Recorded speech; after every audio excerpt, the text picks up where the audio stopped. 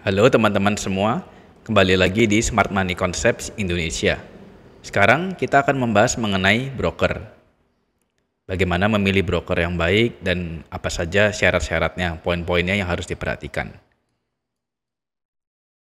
Nah, sebelumnya saya mau mengingatkan mengenai personal. Trading is a very personal thing. Nah, trading merupakan suatu hal yang sifatnya itu sangat personal. Style trading, mulai dari rules trading, trading plan kita, itu berbeda dan unik untuk tiap trader. Find out what's the best for you. Don't compare with others. Jadi, cari tahu style mana yang terbaik dan paling sesuai dengan kepribadian kita, dengan psikologi kita, dengan kondisi waktu kita, ketersediaan waktu kita, dengan balance kita, dan lain sebagainya. Jangan bandingkan dengan orang lain. Apa yang bekerja untuk orang lain belum tentu bekerja untuk kita. Dan juga sebaliknya, apa yang bekerja untuk kita, yang terbaik bagi kita, belum tentu baik bagi orang lain. Nah, hal ini juga berlaku untuk pemilihan broker. Broker yang cocok untuk trader A, untuk kita itu juga belum tentu cocok dengan trader B, trader dengan orang lain. Nah, mencari broker yang paling sesuai itu merupakan salah satu PR terpenting dalam perjalanan trading kita. Berikut merupakan faktor-faktor personal bagi saya pribadi dalam memilih sebuah broker. Faktor personal untuk kita semua juga ya. Yang pertama, modal ataupun balance. Nominal balance yang akan kita top up dan akan kita tradingkan itu sangat mempengaruhi pemilihan broker. Kebutuhan trader pemula itu akan berbeda dengan trader senior. Trader pemula itu mungkin akan lebih butuh fitur-fitur seperti ini ya, minimal deposit ataupun withdraw yang lebih rendah, kemudian fee yang lebih rendah, fee untuk transfer ya. Kemudian juga mungkin butuh untuk akun send, untuk dananya yang mungkin lebih terbatas lagi. Akan tetapi untuk trader senior, untuk experience trader, itu mungkin akan lebih butuh di sisi kelancaran dan keamanan dana dan juga keamanan transaksi. Nah, dengan demikian, di broker tertentu itu aman untuk sampai dengan nominal tertentu dan tidak diganggu. Nah, ini sekedar informasi tambahan saja. Nah, dari faktor personal satu ini, yang pertama ini, kita perlu mempelajari apa saja sih metode deposit dan withdraw yang tersedia. Kemudian, apakah sesuai ya metode tersebut, apakah cocok buat kita. Mungkin dari kita ada yang prefer mengenai local bank transfer, ada yang prefer untuk pembayaran melalui kripto ataupun PayPal, kartu kredit ataupun lain sebagainya. Kemudian deposit dan withdrawal fee. Sebagian besar pada umumnya deposit fee itu biasanya free. Tetapi ketika withdrawal biasanya ada fee-nya. Untuk beberapa metode ada fee-nya. Kemudian nominal minimal untuk deposit ataupun withdraw. Ini kita perlu tahu. Terutama untuk trader pemula tadi ya. Kita perlu tahu nominal minimalnya. Kemudian mengenai kecepatan deposit ataupun withdraw. Biasanya deposit itu tidak sampai 15 menit biasanya langsung masuk. Tetapi untuk withdraw biasanya ada yang 1 jam, ada yang 1 hari. Kurang lebih 2 hari itu masih cukup normal. Kemudian, apakah tersedia akun send? Nah, biasanya akun send ini jenis akunnya adalah standar, tidak tersedia yang commission based. Kemudian nominal maksimal. Ya, ini untuk trader senior ya, yang dananya mungkin sudah ribuan ataupun puluhan ribu, ratusan ribu dolar, biasanya ada terkadang itu ada batas maksimal untuk withdraw per harinya. Nah, itu faktor personal pertama. Kemudian faktor personal berbeda-beda untuk tiap trader. Yang kedua adalah transaction cost. Kita sudah bahas di video sebelumnya mengenai transaction cost, yaitu spread, commission, dan swap. Kita sebagai SMC trader itu butuh akurasi yang tinggi supaya RR kita lebih tinggi.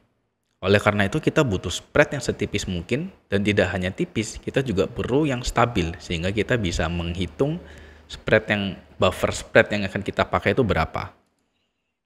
Nah, untuk spread yang lebih tipis itu kita perlu membayar commission fee yang standarnya adalah $7 per lot. Kemudian mengenai biaya swap, beberapa broker itu membebaskan biaya swap, ada yang by default, ada yang by request. Dari sini, dari faktor personal 2 ini kita perlu pelajari berapa sih besar spread rata-ratanya, average spread untuk broker kita di beberapa pair yang ingin kita ikuti. Nih, di spread pair utama kita. Kan idealnya kita ini memiliki kurang lebih, ada beberapa trader yang fokus hanya di satu pair tertentu. Ada yang mungkin 2 ataupun 3 seperti saya. Ada yang mungkin lebih luas, mungkin 5 ataupun bahkan semua pair diikuti. Nah, ini kita ya diikuti saja kebutuhannya, dipelajari.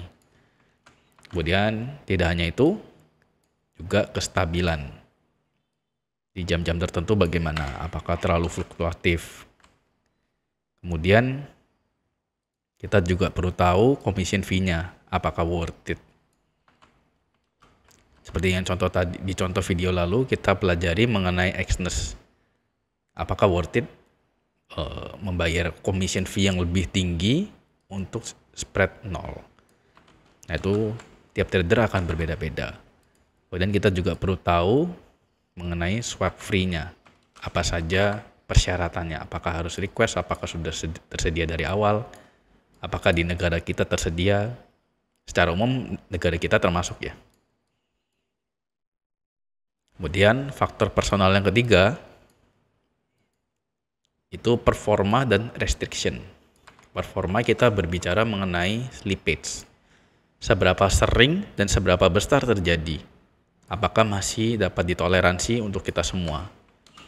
Kalau ya mungkin sehari kita open trade 5 kali dan sekali terjadi slippage, dan slippage-nya mungkin hanya 3 poin ataupun setengah pips, ya itu masih dapat ditoleransi, masih oke ya. Tapi kalau setiap 2 kali sekali trade ada slippage, dan sekali slippage 1 pips ataupun bahkan 2 pips, itu sudah nggak make sense. Lebih baik pilih opsi lain ya. Karena kalau zero slippage all time itu biasanya hanya dimiliki terjadi di broker yang full market maker, broker yang makan semua transaksi kita, broker bandar istilahnya. Agar tapi ya walaupun broker full bandar, full market maker itu ya bukan selalu hal yang buruk juga gitu. Jangan sampai kita punya pandangan negatif ya, broker full market maker tetapi pandangan kita negatif, ya enggak juga.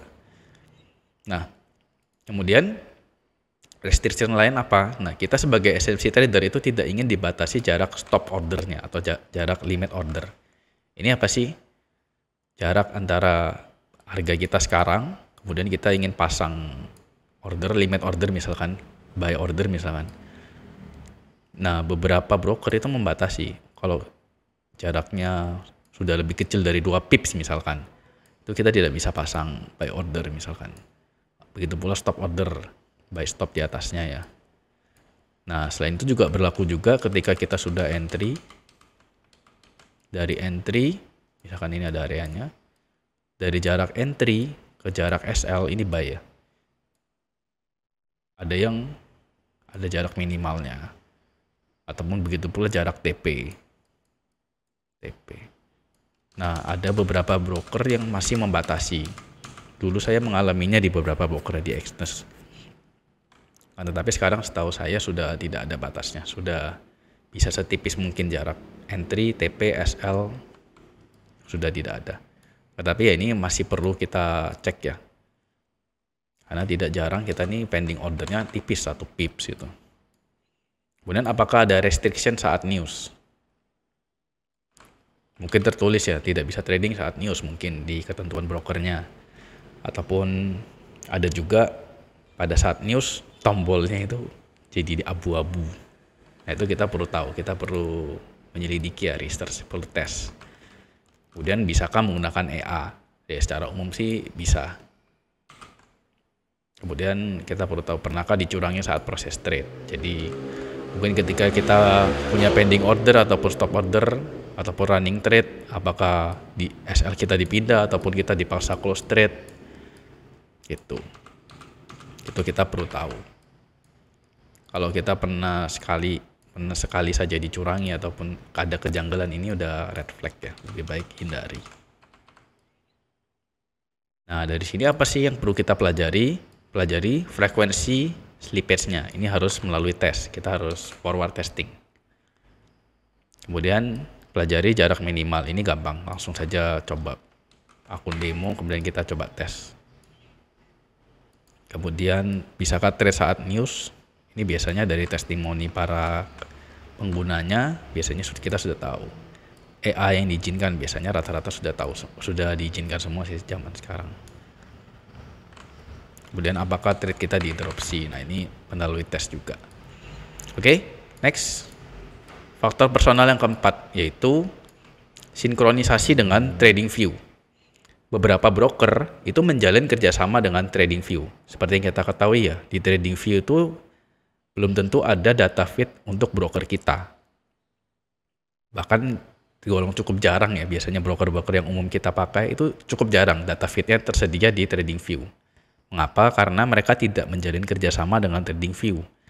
Kalau menurut asumsi saya, menjalin kerjasama dengan TradingView itu tidak mudah. Pastinya ada biaya yang cukup besar. Oleh karena itu, kalau beberapa broker menjalin kerjasama dengan TradingView itu merupakan nilai plus bagi kita. Beberapa kelebihan penting. Yang pertama, yaitu data feed-nya itu hampir 100% sama antara di MT4 kita dengan TradingView. Dari pengalaman saya sih ya tidak 100% sama, karena tapi selisihnya hanya 1 poin ya, bukan pips. Dan itu oke. Dan bagi saya hal ini cukup vital untuk meningkatkan akurasi trading kita. Kadang kita bingung kan, kita pakai data feed yang mana ya? Apakah forex.com ataupun FXCM ataupun Wanda, Global Prime, Saxo ataupun dan lain sebagainya untuk disesuaikan dengan data feed di MT4 broker kita. Nah, kalau kita sudah memakai broker yang data feednya tersedia di TradingView, itu udah sangat memudahkan, kita langsung saja pakai. Jadi akurasinya jadi lebih tinggi ya. Jadi kalau kita tahu di transaction cost saja kita sudah ada selisih-selisih dikit ya, spread bisa fluktuatif. Nah, data feed kalau fluktuatif lagi, jadi ini jadinya akurasi kita makin menurun. Kita tidak mau hal itu. Kemudian masih dengan berkaitan dengan data feed yang sama, kita semua tahu di TradingView itu kita dapat memiliki akun yang premium sehingga kita mendapatkan akses ke second, 15 second, 5 second ataupun sampai 1 second per tick istilahnya. Nah, dengan demikian selain data feed-nya sama, kita juga akurat sampai dengan second. Nah, ini penting, bagi saya penting dua hal ini. Kemudian selain itu kita juga kalau mau kita dapat trade langsung di TradingView. Ini seharusnya oke ya, sangat enak. Ya walaupun saya sendiri sekarang masih mengandalkan di MT4, masih familiar dengan platformnya, entry-nya ya. Akan tetapi ini potensinya besar dapat trade langsung di TradingView. Kita langsung menggambar chartnya, kemudian kita langsung entry, itu menurut saya oke banget. Nah, secara otomatis juga semua fitur spesial di TradingView yang kerjasama itu dapat kita nikmatin. Salah satunya seharusnya ada fitur trade management ya dari TradingView. Kemudian selain itu juga yang saya pelajari akhir-akhir ini ada kerjasama untuk automated trade. Jadi dari TradingView bisa melakukan webhook ke broker secara langsung ya. Ini potensinya besar. Nah, dan setelah itu pula menandakan bahwa broker tersebut ya cukup besar dan terpercaya. TradingView pastinya tidak mau asal-asalan ya menjalin kerjasama dengan broker-broker. Tentunya hanya broker yang ternama, kemudian punya dana besar, kemudian juga stabil dan dapat terpercaya. Ini suatu tanda simple tapi cukup powerful. Poin 4 ini bagi saya penting. Kemudian faktor kelima yaitu diversifikasi. Kita ingat saran umum untuk investasi, don't put all your eggs in one basket. Nah, sebaik apapun sebuah broker itu tetap memiliki opsi lain. Jangan semua dana kita untuk trading forex ataupun yaitu taruh di satu broker, itu jangan. Ini juga sebagai salah satu bentuk dari risk management ya, diversifikasi broker. Kemudian ketika milih opsi lain, secondary option untuk broker, pilih opsi lain itu kalau bisa memiliki keunggulan lain yang berbeda. Jadi percuma kalau kita diversifikasi broker, 2 broker akan tetapi keunggulannya sama-sama A. Kalau bisa keunggulannya yang satu unggul di sisi A, yang satu unggul di sisi B. Untuk keperluan yang berbeda juga bisa. Yang satu mungkin untuk style ini, yang satu mungkin style yang ini gitu. Jadi itu 5 poin untuk faktor personal ya. Nah, selain faktor personal, tentunya ada faktor umum. Faktor umum ini maksudnya berlaku untuk semua trader ya. Kalau personal itu kan sesuai dengan style masing-masing. Kalau faktor umum ya ini berlaku untuk semua. Apapun stylenya ini penting. Yang pertama tentunya regulasi. Semakin banyak regulasinya, dia diregulasi under lisensi siapa, dan makin berkualitas lisensinya itu makin baik. Nah, saya juga sebenarnya tidak terlalu memahami ya, sebelum ini tidak terlalu menyelami mengenai regulasi ataupun lisens. Bagi saya memilih broker ya, yang penting terregulasi, terkenal gitu kan. Tetapi di sini saya belajar satu hal. Dan kita perlu mengetahui ya, setidaknya sekilas. Lisensi itu ada beberapa yang memiliki kualitas tinggi.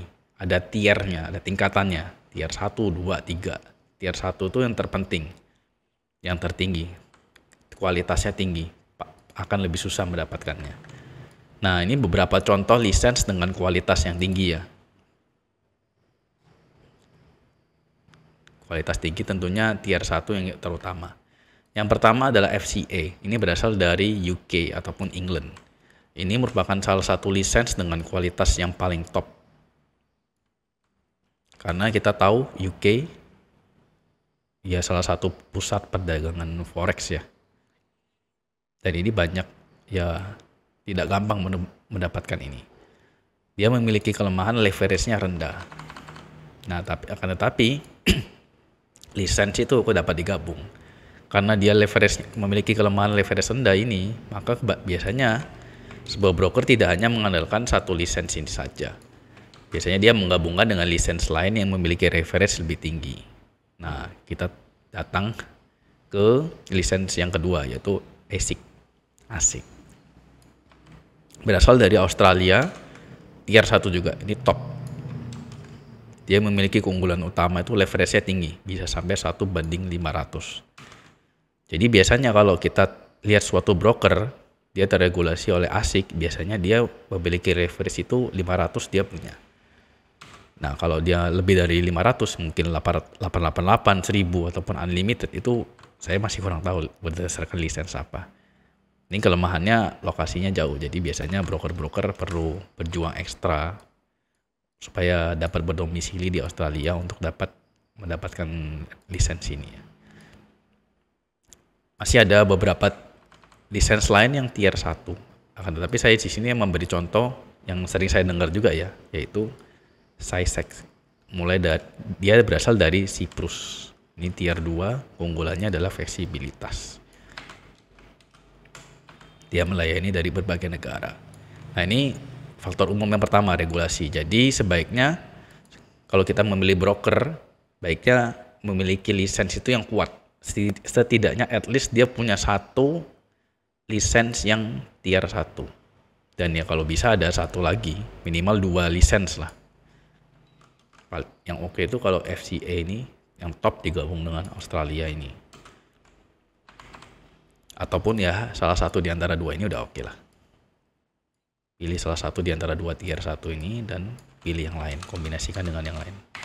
Minimal 2. Nah, faktor yang kedua, ketersediaan market instrumennya ya. Ketersediaan market CFD yang mau kita tradingkan.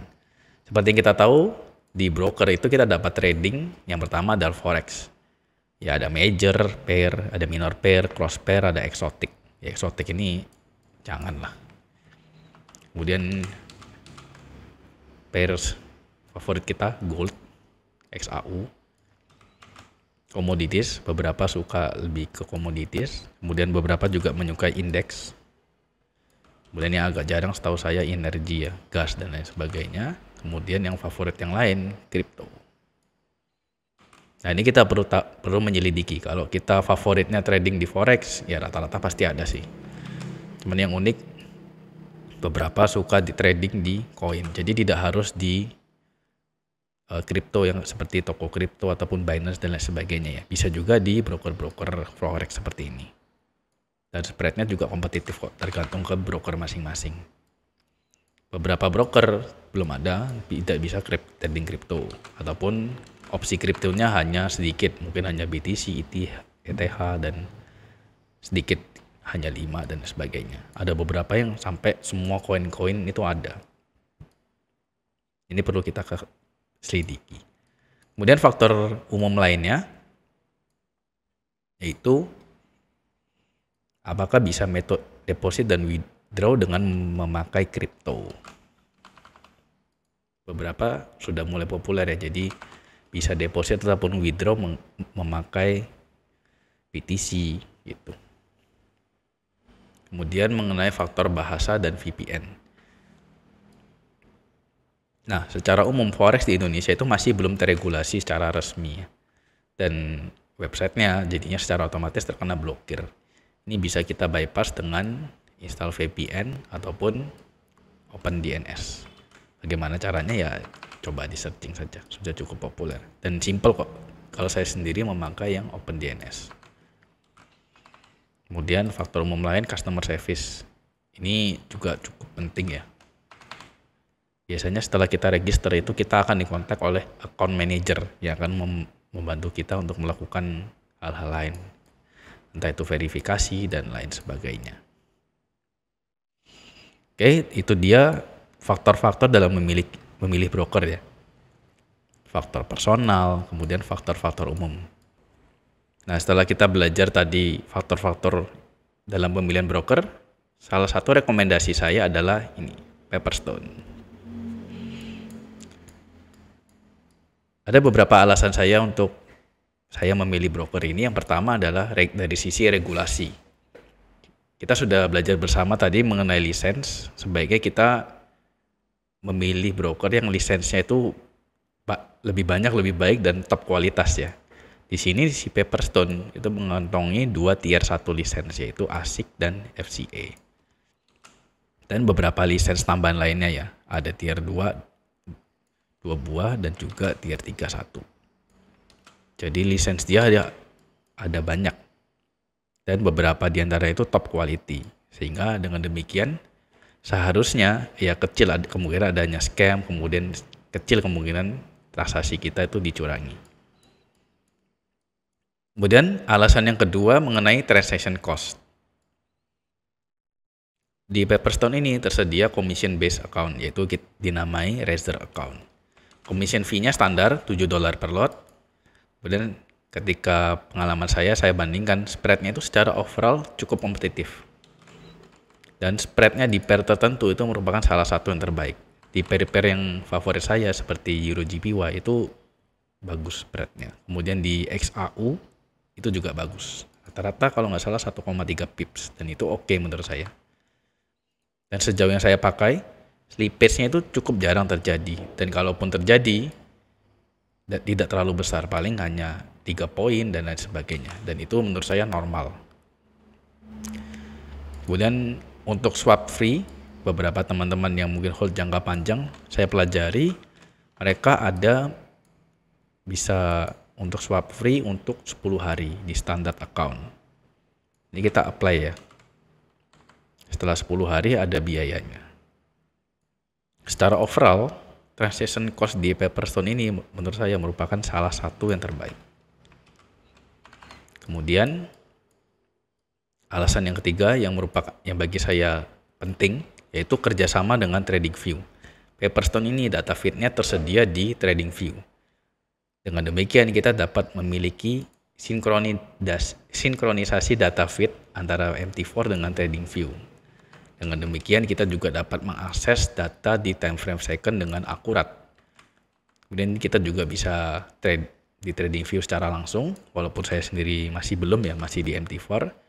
Kemudian juga dia terintegrasi dengan fitur-fitur spesial dari TradingView. Yang saya pelajari akhir-akhir ini ya dia memiliki automated trade berupa Capitalize.ai. Ini menurut saya ada potensinya ya. Nah, kerjasama dengan TradingView ini bagi saya itu merupakan deal breaker ya. Saat ini ketika saya memilih sebuah broker, mereka harus memiliki kerjasama dengan TradingView. Karena Saya butuh akurasi yang tinggi itu. Saya suka akurasi yang tinggi itu. Nah, di samping 3 alasan utama itu, masih ada tentunya hal-hal yang perlu diperhatikan ya kalau kita memakai di broker ini. Di Pepperstone, unfortunately beberapa metode masih belum lengkap karena untuk market Indonesia masih termasuk baru ya. Untuk metode transfer, BCA dan BRI-nya masih belum ada, dan juga untuk saat ini belum ada untuk kripto. Tapi ketika saya sampaikan ke pihak mereka, ternyata mereka sedang memproses semua ini, memproses metode-metode ini. Diprediksi ya kurang lebih akhir tahun ini atau awal bulan depan sudah ada. Ya, kita harapkan seperti itu ya. Nah, untuk metode lain yang mereka sarankan, ada lokal bank lain. Yang kalau saya amati ada Mandiri, CIMB Niaga, Permata, Alto, dan lain-lain. Kemudian juga available bisa melalui kartu kredit, Visa, Mastercard, kemudian PayPal, dan juga e-wallet lainnya ya, seperti FasaPay, ini FasaPay, Skrill, dan Neteller. Kemudian untuk withdraw fee, untuk lokal bank, pengalaman saya itu ternyata masih ada fee-nya untuk lokal bank transfer. Jadi untuk kita semua yang menyukai lokal bank, kita transfer ke sini mungkin terkena biaya transfer 6.500 ya antar bank. Kemudian ketika kita withdraw itu juga ada biayanya lagi. Nah, ini perlu diperhatikan. Kemudian untuk PayPal yang saya pelajari ada biaya withdraw 3%.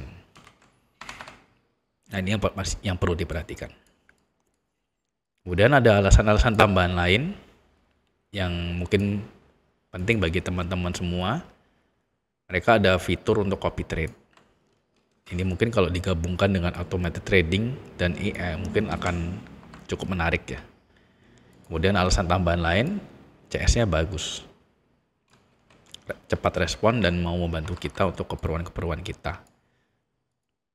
Kemudian mengenai education, di channel mereka, di YouTube mereka juga ada beberapa edukasi, rutin ada edukasi-edukasi yang menurut saya dapat menambah insight ya, walaupun sebagian besar itu mungkin jarang yang membahas tentang SMC, tapi terkadang ada membahas tentang SND, kemudian juga fundamental. Walaupun kita di sini kita tidak terlalu berkaitan dengan fundamental, akan tetapi ada baiknya, tidak ada salahnya kita melek ya terhadap perkembangan fundamental di luar sana. Kemudian spesial, terkadang mereka rutin ada event, Pepperstone Talks namanya. Di event ini semua premium klien itu dapat bergabung, dapat join ke eventnya dan juga bertemu dengan guestnya ya, dengan trader-trader senior yang diundang. Jadi kita dapat bertemu langsung. Saya pun terakhir ikut di event ini, diundang dan saya join di Singapura. Nah, ini beberapa foto-fotonya. Di sini saya bertemu langsung dengan manajemen Pepperstone-nya ya, dengan orang-orang dalamnya, dan saya take picture, ngobrol-ngobrol bagaimana kondisinya. Kemudian saya juga bertemu langsung dan ngobrol dengan beberapa speakernya, yaitu dengan Karen Fu dan juga Ray Bears. Ada beberapa yang lain, akan tetapi yang saya bertemu dan ngobrol langsung adalah dengan dua ini. Jadi overall itu salah satu nilai-nilai plus ya yang saya dapatkan ketika saya join dengan Pepperstone ini. Nah, untuk eventnya Pepperstone di Singapura 2022 ini ada beberapa topiknya. Teman-teman bisa mengikuti ya videonya, rekaman videonya, recordingnya di link ini ya. Saya nanti sertakan di link deskripsinya. Teman-teman bisa ikuti saja link itu untuk melihat eventnya secara penuh. Selanjutnya saya ingin membahas mengenai Telegram grup kita ya. Bagi teman-teman yang belum tahu, mungkin sudah yang belum mengetahui ataupun join ya, kita ada Telegram grup, Telegram diskusi grup yang open secara publik. Ini linknya, nanti saya sudah selalu saya sertakan di deskripsi ya. Bagi teman-teman yang belum join ya silakan join ya.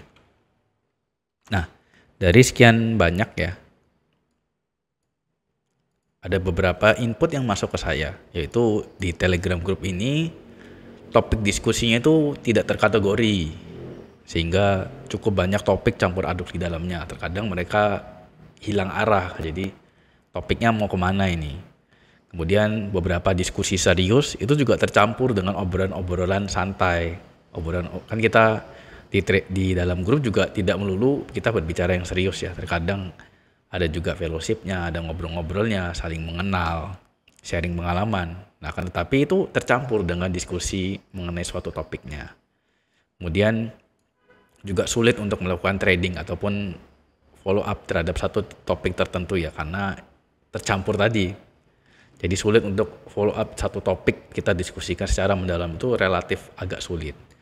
Nah, ini semua kalau kita pelajari ini memang menjadi batasan dari sebuah Telegram group ya. Walaupun termoderasi bagaimanapun, ada rules-nya, dipantau secara ketat, tapi tetap saja batasan-batasan ini tetap terasa. Nah, oleh karena itu kita tetap ingin improve ya.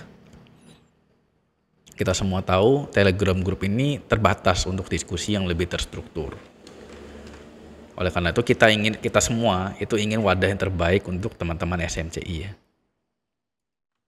Saya dan semua teman-teman admin juga kita semua ingin bertumbuh bersama, ingin yang terbaik lah. Termasuk untuk diskusi yang lebih enak, yang lebih nyaman.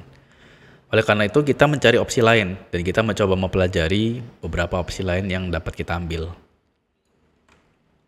Kemudian kita ketemu satu platform yang ya teman-teman juga sudah memberi masukan, akan tetapi banyak dari kita tuh masih belum terlalu menguasai sebenarnya. Bagaimana fitur-fiturnya, bagaimana memoderasinya. Platformnya bagus, tetapi perlu waktu untuk mempelajarinya. Tetapi ya kalau kita nunggu menguasai dulu akan kelamaan. Oleh karena itu sambil kita sempurnakan, sambil kita pelajari fitur-fiturnya dengan baik, kita rilis terlebih dahulu saja. Oleh karena itu di sini saya mengumumkan bahwa kita akan membuat platform baru di Discord. Nah, di Discord ini kita tidak akan buka sepenuhnya untuk publik ya, tidak sepenuhnya publik. Karena pengalaman dari Telegram kalau benar-benar publik, tidak ada filtering, itu yang masuk juga ada noise-noise yang masuk. Ada seperti bot ataupun hanya pengintai ataupun ya kurang lebih yang niatnya belum tentu 100% untuk belajar. Oleh karena itu kita putuskan untuk tidak membuka sepenuhnya ke publik ya. Ini penting karena kita mau memfilter member yang benar-benar niat untuk bertumbuh saja ya, benar-benar fokusnya serius. Dengan demikian entry-nya itu untuk sementara ini hanya by invitation. Kemudian apa itu syarat invitation-nya?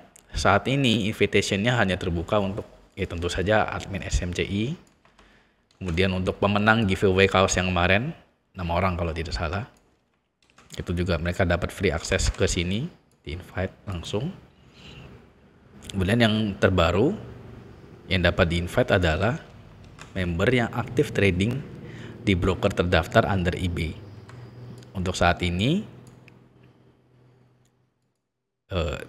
broker yang terdaftar adalah Pepperstone. Oleh karena itu nanti linknya akan saya cantumkan di description. Ketika teman-teman sudah daftar ataupun kalau mau tanya-tanya bisa juga melalui chat di Telegram saya. Saya yakin teman-teman semua sudah tahu saya juga aktif di Telegram. Silakan hubungi saya. Oke teman-teman, kita ketemu di platform yang baru ya. Harapannya di sini kita dapat memiliki diskusi yang terstruktur.